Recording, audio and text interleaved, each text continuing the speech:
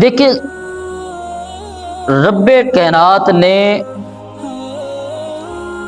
کتنی بڑی اور کتنا عظیم اور کتنا مرتبہ رکھا ہے سجدے کے اندر۔ اللہ کریم نے سجدے کے اندر کتنا مرتبہ رکھا ہے۔ اب ایک صحابی رسول صلی اللہ علیہ وسلم کے بارے میں آیا، اپنے گھر کے اندر تشریف لائے اور اپنی بیوی سے پوچھا۔ اپنی بیوی سے کیا پوچھتے ہیں؟ فرمانے لگے کہ گھر میں کوئی چیز ہے، کچھ کھانے کے لیے، کچھ پینے کے لیے؟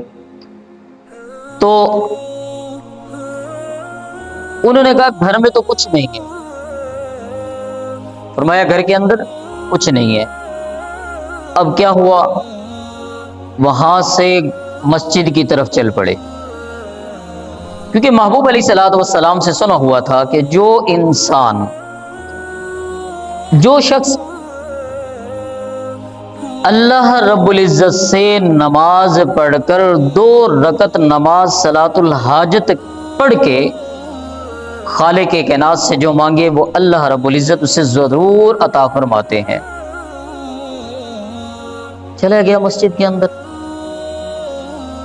وہاں جا کر کیا کیا؟ پہلے تو اچھی طرح وضو کیا۔ دیکھو نماز کی برکت سے اللہ رزق کی کس طرح بارش کرتے ہیں۔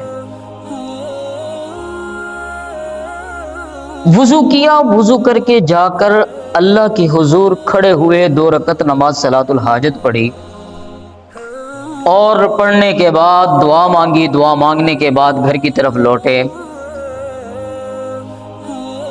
اپنی بیوی سے پھر پوچھا کہ اب کچھ انتظام ہوا؟ تو بیوی نے کہا کچھ انتظام نہیں ہوا۔ یہ نہیں کہ آج کل کے دور کے ہم مسلمانوں کی طرح شکوے شکایت لے کر بیٹھ گئے، کہیں اور طرف چل پڑے، کوئی اور راستہ اختیار کر لیا، بلکہ کیا کہا کہ میری نماز کے اندر یا وضو کے اندر کوئی ایسی کمی رہ گئی ہے جو میری آواز، جو میری دعا کی مقبولیت کے اندر رکاوٹ ہے۔ پھر مسجد کی طرف چلے گئے، وہاں جا کر پھر 2 رکعت نماز صلاۃ الحاجت پڑھی، وضو اچھی طرح کیا، اور کرنے کے بعد پھر اللہ رب العزت سے مانگا۔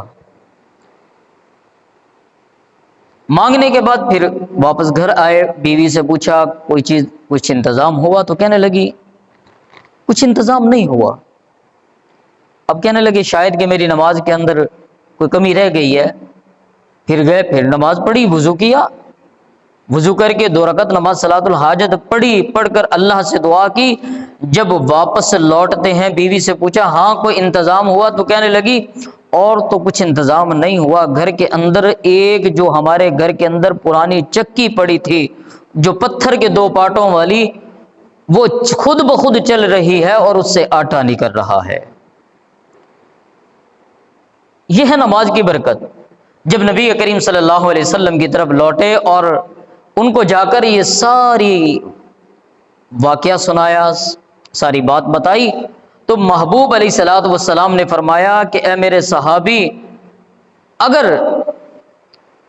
اگر قیامت کی صبح تک تو اس چکی کے پارٹ کو اٹھا کر نہ دیکھتا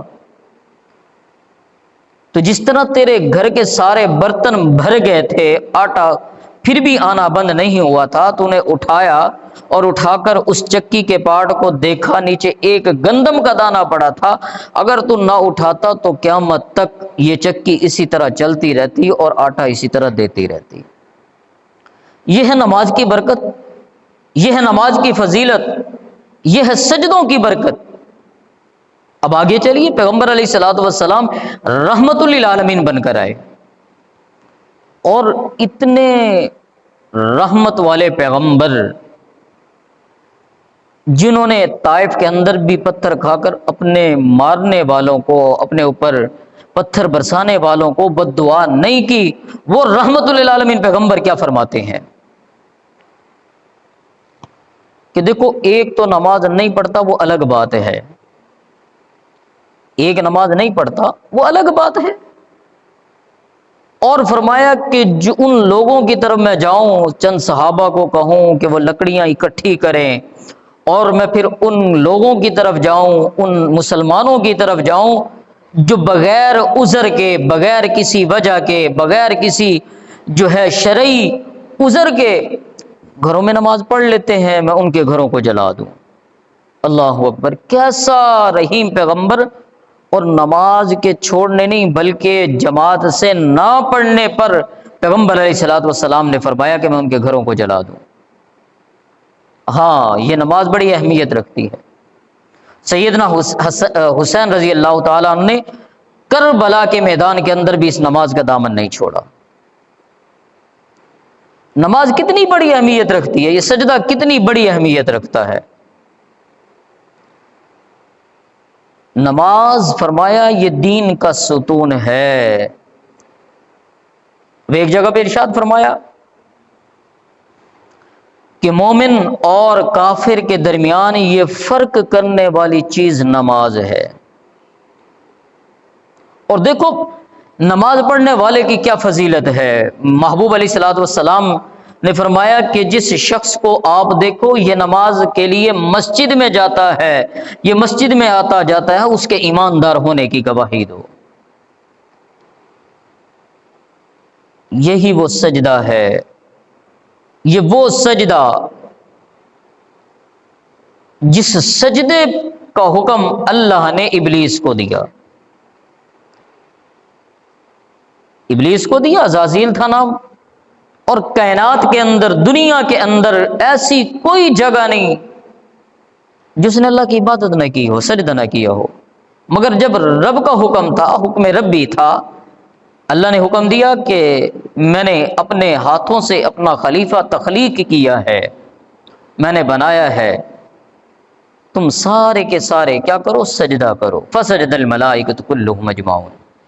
میری اور آپ کی تعظیم بتائی جا رہی ہے۔ قرآن کہتا ہے ساروں نے سجدہ کیا، مگر ایک سجدہ جو اللہ کا حکم تھا، جو عزازیل تھا، جو ابلیس بنا بعد میں، اس نے سجدے سے انکار کر دیا اور کہنے لگا انا خیر من، کہ میں بہتر ہوں۔ آج مسلمان سجدے سے رک جاتا ہے کہ میرے کپڑے خراب ہیں، آج مسلمان نماز سے رک جاتا ہے کہ میرے جو ہے جسم خراب ہے، آج مسلمان نماز سے رک جاتا ہے کہ میرے پاس وقت نہیں ہے۔ تو ایک سجدہ جو شیطان نے نہیں کیا، پھر اللہ کے ساتھ مکالمہ ہوا، مقابلہ ہوا، کہنے لگا قال فبعزتک لاغوینہم اجمعین، میں تیرے بندوں کو بہکاؤں گا۔ اللہ نے کہا ہاں تو سب پر تیرا زور چل جائے گا، سارے بندے تیرے بہکاوے میں آ جائیں گے، الا عباد اللہ المخلصین، جو میرے مخلص بندے ہوں گے، جو میرے برگزیدہ بندے ہوں گے، جو میرے ساتھ جن کا تعلق مضبوط ہوگا، جن لوگوں کا مجھ پر یقین اور بھروسہ مضبوط ہوگا، جن لوگوں کا مجھ پر ایمان ہوگا، جو لوگ مجھے سب کچھ جانتے ہوں گے، جنہوں نے یہ پڑھ بھی رکھا ہوگا ایاک نعبد و ایاک نستعین، اے پروردگار ہم تیری عبادت کرتے ہیں، تجھ سے مدد طلب کرتے ہیں، جو میرے در پہ جھکنے والے، سجدہ کرنے والے ہوں گے، وہ تیرے بہکاوے میں نہیں آئیں گے۔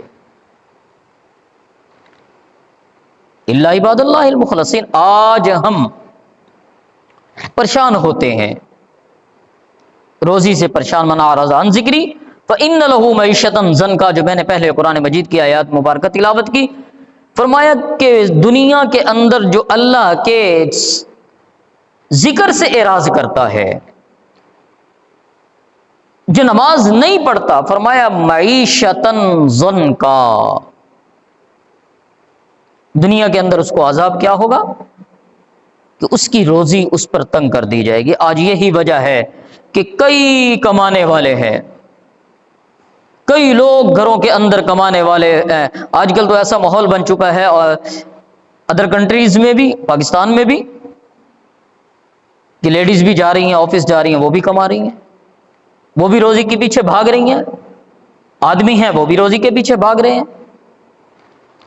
تو سارے گھر والے 10 کے 10 افراد ہیں گھر کے اندر، باپ بھی کما رہا ہے، بیٹا بھی کما رہا ہے، بہن بھی جا رہی ہے، ماں بھی کام کرنے جا رہی ہے، گھر کے 10 افراد ہیں، کھانے والا کوئی نہیں ہے، تو پھر بھی کچھ بھی جب حالات پوچھے جائیں تو یار ہم بڑے مجبور ہیں، لاچار ہیں، حالات بڑے تنگ ہیں۔ معیشتاً زن کا یہی وجہ ہے، ہم خالق جو دے رہا ہے، جس نے ہمیں بنایا ہے، جس نے روزی کا وعدہ کیا ہے، ہم نے اس کو چھوڑ کر ہم نے دوسرا راستہ اپنا لیا ہے۔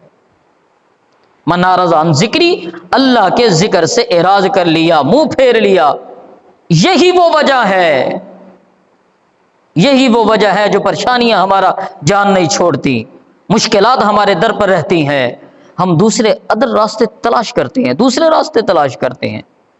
خدا کے سامنے جو نہیں جھکتا، میں اکثر کہتا ہوں کہ جو رب سے نہیں مانگتا وہ سب سے مانگتا ہے۔ ہم اگر رب کے سامنے جھک جائیں، رب کو سجدہ کرنے شروع کر دیں، تو اللہ کریم یہ جو معیشت والی پریشانیوں والی زندگی ہے، جو روزی کی تنگی والی زندگی ہے، اللہ اس سے نکال دیں گے۔ جو نماز نہیں پڑھتا، تو پہلی بات تو یہ ہوئی معیشتاً زن کا، کہ دنیا کے اندر جتنا مرضی کما لے، جب کھانے بیٹھے گا تو اس کے ہاتھ خالی ہوں گے، جب آئے گا دسترخوان پر تو اس کا دسترخوان خالی ہوگا، جب کسی سے بات کرے گا لین دین معاملات کی تو اس کے سارے معاملات ایسے کے ایسے رہیں گے۔ ہاں، کل قیامت کے دن دوسرا آگے بھی چلو، اللہ رب العزت نے کیا فرمایا؟ وَنَحْشُرُهُ يَوْمَ الْقِيَامَةِ أَعْمَى، کل قیامت کے دن اسے اندھا اٹھایا جائے گا۔ کتنی بڑی تکلیف دہ بات ہے کہ ہم اللہ کو سجدہ، اللہ سے کے ذکر سے اعراض کرنے پر دنیا کے اندر بھی ذلت اور رسوائی والی زندگی گزار کر جائیں۔ ہم مسلمان ہیں، ہمارا ایمان ہے، ہم نے سدا یہاں پر نہیں رہنا۔ اگر میرے اور آپ کے محبوب علیہ الصلوۃ والسلام دنیا کے اندر نہیں رہے، جو نماز والا تحفہ، جو نماز والا گفٹ، جو نماز والا ایک حسین اللہ رب العزت سے ملاقات کا ذریعہ، رب سے ملاقات کر کے لے کر ہماری طرف آئے، اگر وہ محبوب کائنات، وجہ تخلیق کائنات اس دنیا کے اندر نہیں رہے، تو میں نے اور آپ نے بھی نہیں رہنا، ہم نے اسی کی طرف جانا ہے۔ اللہ خود فرماتا ہے افحسبتم انما خلقناکم عبثا وانکم الینا لا ترجعون، اے انسان تو نے کیا گمان اپنے اندر پیدا کر لیا، تیرے اندر یہ بات کیسے گھس گئی، کیسے آ گئی کہ تیرے رب نے تجھے فضول پیدا کیا ہے اور تو نے میری طرف نہیں لوٹنا۔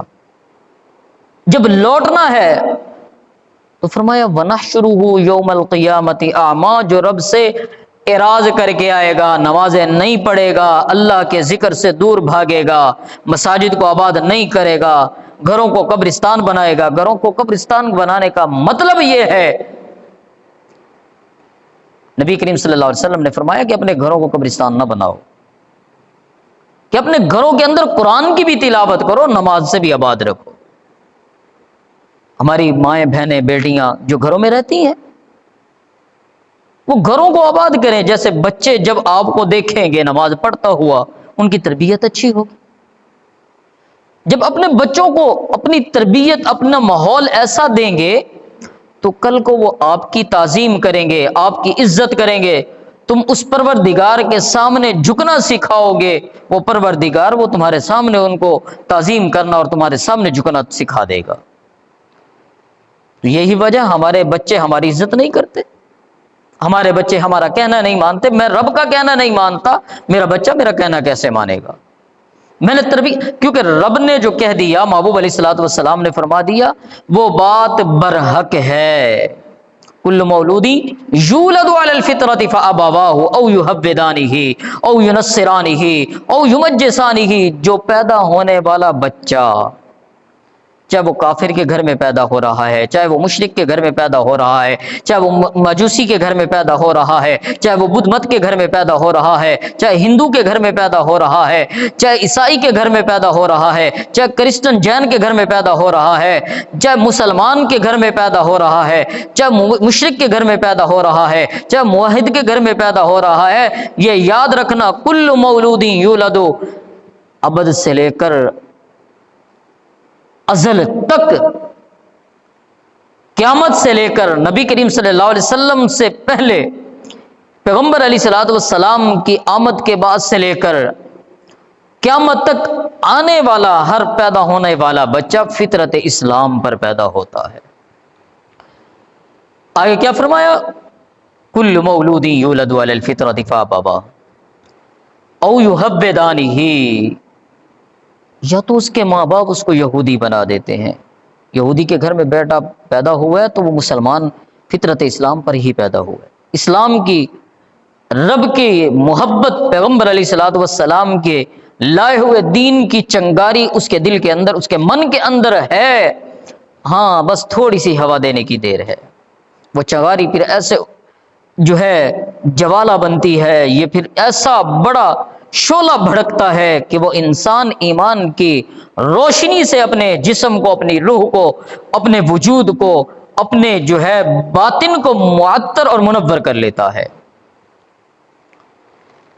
یہ کاوش، یہ کوشش، یہ بیٹھنا بٹھانا، یہ ایک دوسرے سے گفتگو کرنا، ہماری یہی ہے کہ من اعرض عن ذکری، جو اللہ کے ذکر سے اعراض کیے ہوئے ہیں، جو اللہ کے ذکر سے منہ پھیرے ہوئے ہیں، جو رب کی باتوں کو نہیں مانتے، جو نماز نہیں پڑھتے، روزہ نہیں رکھتے، زکوٰۃ نہیں دیتے، حج نہیں کرتے، بڑوں کا ادب، چھوٹوں پہ شفقت نہیں کرتے، مساجد کو آباد نہیں کرتے، وہ سیدھی راستے پر آ جائیں، کل قیامت کے دن وَنَحْشُرُهُ يَوْمَ الْقِيَامَةِ أَعْمَىٰ، اندھا اٹھائے جانے سے بچ جائیں۔